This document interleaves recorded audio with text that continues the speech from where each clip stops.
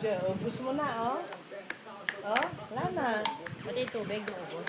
Hindi, tinanggal ko, pinaglano ko.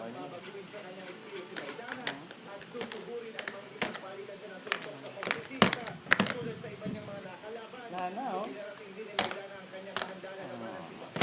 Kung hindi siya pagbibigyan ng rematch ni Floyd Mayweather Jr.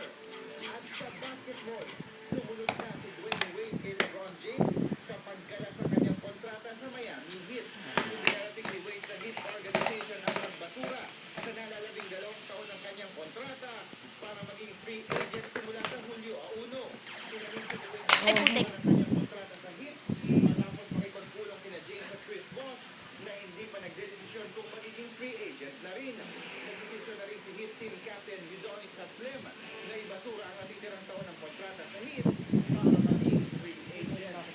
Para sa sports balita, ako po, No more na, no more na, no more na, no more na, no more na, no more Gusto na. ka.